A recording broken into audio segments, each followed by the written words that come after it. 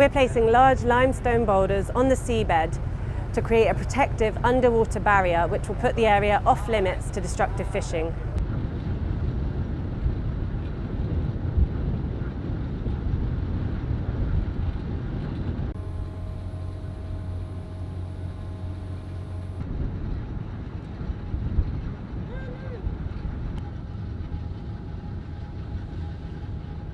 The UK has a network of marine protected areas that are protected in name alone. The vast majority, it's completely legal for industrial fishing vessels to fish there, remove vast amounts of sea life, and that is, destroying these habitats, destroying our fish stocks and the livelihoods of small-scale fishermen. People touch her to do it because she feels then